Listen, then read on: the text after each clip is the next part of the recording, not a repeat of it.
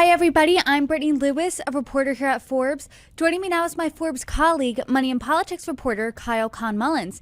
Kyle, thanks so much for coming on. Always great to be here, Brittany. Thanks for having me. For the first and only time this election season, Ohio Senator JD Vance and Minnesota Governor Tim Walz met on the debate stage and hashed it out on Tuesday night. But you have a report for Forbes stacking up their finances. So first, before we get into what that is and what that looks like, talk to us about each of their backgrounds. Both are from the Midwest, but do the similarities end there? Yeah, we think you can learn a lot about somebody just by examining their current financial situation and how they got there. And I really think that what jumped out at me when I started doing research on both of these guys is their early lives are actually somewhat similar. They both grew up working class families in the Midwest, like you said. They also both joined the military as teenagers, and they both, after the military, got social science degrees from state schools. So right there, you've got kind of similar life trajectories, one in Nebraska, one in Ohio. But then they diverge, right? JD Vance, of course, after going to Ohio State University, he went on to Yale Law School. He became a best-selling author. He had a career in venture capital, and then eventually ran for Senate. Walz, on the other hand, became a teacher. He also stayed in the military for much longer. He was on reserve status, and he was there until the mid-2000s. He ran for Congress, served in Congress for a while, and then became the governor of Minnesota. And then now both of them have been selected as the vice presidential nominees for their parties. Kyle, now I am very curious. How do both JD Vance and Tim Walz financially stack up to one another? Yeah, JD Vance, there's no debate that JD Vance is absolutely wealthier than Tim Walz. We're estimating his net worth at about $10 million. We're estimating Tim Walz is at a little over $1 million. So they're both millionaires, but there's a big gap. And the big reason is look at their career paths. Tim Walz was a teacher, he was in the military, and then eventually ran for Congress, which is a pretty lucrative position. His entire net worth essentially is made up of pensions. We're going to talk a little bit about that. JD Vance, on the other hand, he had this very lucrative book, Hillbilly Elegy, and then a very lucrative career in venture capital that made him millions and millions of dollars. We know from the Forbes 400, Donald Trump is one of the 400 most wealthy Americans. So how does JD Vance stack up to him, and how does Tim Walz stack up to his running mate, Vice President Kamala Harris? Both men are less wealthy than their running mates. JD Vance is, of course, much less wealthy than Donald Trump, worth $3.9 billion at the Forbes 400, one of the wealthiest people in America, as you mentioned. Tim Walz is only worth $1 million. That's much less than Kamala Harris's $8 million net worth that we have estimated. So for your Forbes piece, you have a litany of things where you compare Walz and Vance side by side. So I'm going to run through those with you now. So first, compare their real estate portfolios. So JD Vance owns 3 homes. He owns a home in Ohio, he owns a home in Virginia, and he owns a home in DC. In contrast, Tim Walz, he actually owns no homes. Excuse me. He and his wife had a long-time residence in Mankato, Minnesota, but they sold it when he became governor and moved into the executive mansion, which is owned by Minnesota taxpayers. So they own no real estate. Vance's real estate portfolio is something like $4 million. So now let's talk about their pensions, because you and I have talked before, and the majority of his fortune is made up through his pensions. Talk to us about those.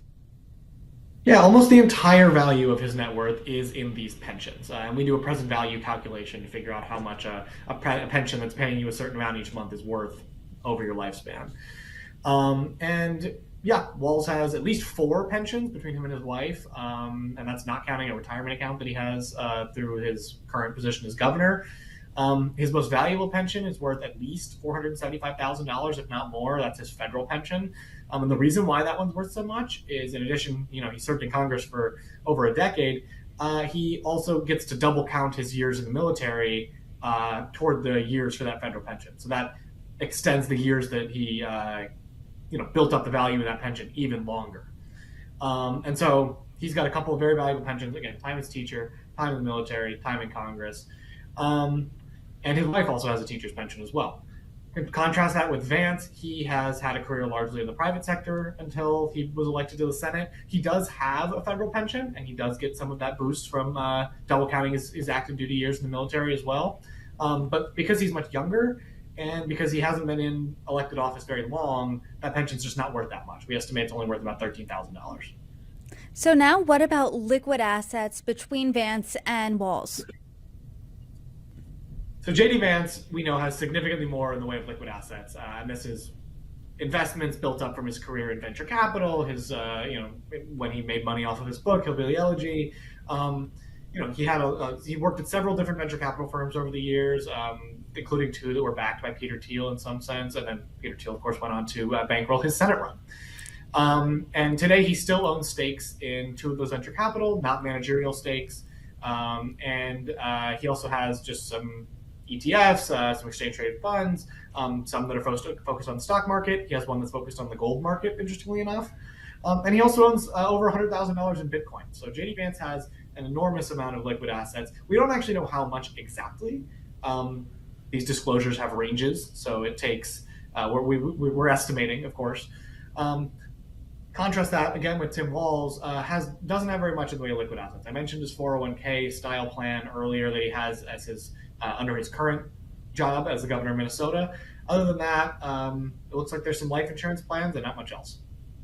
Let's talk about those current salaries. As you noted, Tim Walz is the current governor of Minnesota. JD Vance serves as one of the senators in Ohio. Compare their salaries. JD Vance makes $174,000 a year. That's the same as every other senator except for the majority leader, and the same as every House member as well, except for the folks in leadership in the House. That salary has also, fun fact, been flat since, I want to say, 2009. It has not been adjusted upwards since. Every time Congress thinks about raising its pay, people realize that might not be a very good politically a very good look, and they decide to scuttle it. Tim Walz makes about $127,000 a year as his salary as the governor of Minnesota. That's actually pretty low for a gubernatorial salary. It's the 14th lowest in the country. While I was researching, I found out that the lowest salary in the country for a governor is Maine. The governor makes $70,000 a year, which is, I think, pretty remarkable for governor of a state. Either way, both Walz and Vance would get a raise if they were elected to be the vice president. The vice president is paid about $235,000 a year.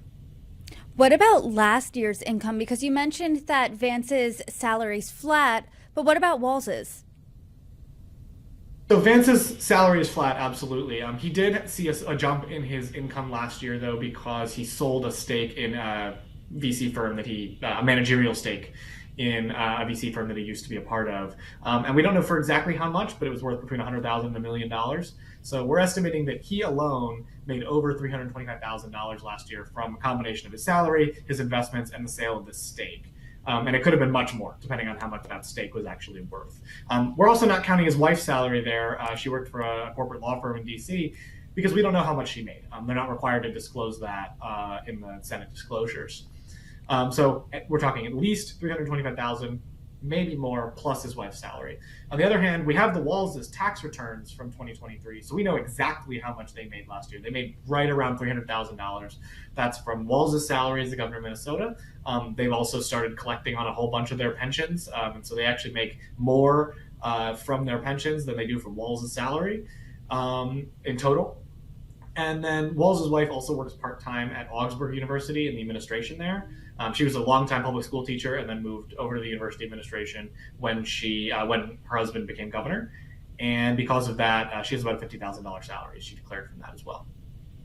Walz was a longtime public school teacher as well before entering the world of politics. JD Vance is more of a political newcomer, as you highlighted earlier. So can you contrast their careers in politics? Absolutely. Tim Walz was a congressman, like I said. He was before he became governor. He served a while in Congress. He was representing the 1st District of Minnesota. That was a rural district, and he kind of cut a moderate rural figure while he was in Congress. He was earning endorsements, for example, from both conservative groups like the NRA, but also liberal groups like conservation groups. And you can kind of see how those would fit for a rural member. Vance had no elected office before becoming the senator. I hinted at it before, but can you talk about their careers, both of them, before entering politics?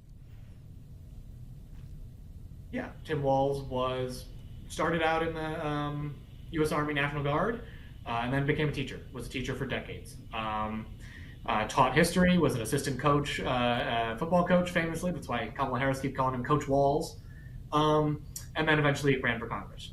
JD Vance, and retired from the military around the same time he ran for Congress as well. JD Vance, on the other hand, started out in the Marines, then went to college, Yale Law School, wrote Hillbilly Elegy about his upbringing in Ohio, and then had his venture capital firm, or venture capital career. Notably, both men have attacked the other one for various parts of their pre-politics background. So Tim Walz, for example, has said that JD Vance's depiction of small-town America in Hillbilly Elegy is not fair to small-town America. And JD Vance has gone after Tim Walz for allegedly misrepresenting some of his military service. Hillbilly Elegy really shot JD Vance to national fame. Talk about the books sold. Obviously, JD Vance is an author. What about Governor Walz? Governor Walz hasn't written any books. JD Vance's book, Hillbilly Elegy, on the other hand, has sold over 1.6 million copies just in print as of this summer, which was when we last asked for data from Circana Bookscan. And it's a movie too, starring Amy Adams. But how are their spouses financially contributing to their net worths, to their fortunes? So Tim Walz's wife, Gwen Walz, she was a longtime teacher. Now she works in college administration. I mentioned she brought in about $50,000 in salary last year, plus her teacher's pension. We think either she's already getting some of that or she will be getting it soon. And they have 2 kids together. Usha Vance, on the other hand, the two of them met at Yale Law School. She followed him into she went into a legal career, unlike JD, who ended up going down the sort of the finance VC route. She's clerked for Supreme Court justices and has had a pretty successful career in corporate law. She did step down from her position at her corporate law firm when JD Vance was selected as vice president to support the campaign. And the two of them have 3 kids together. Well, Kyle, per usual, I appreciate your reporting here. I mean, this is a perfect blend of money and politics, so we're so grateful for your beat here. Thank you so much for joining me. Always great to be here, Brittany. Thanks for having me.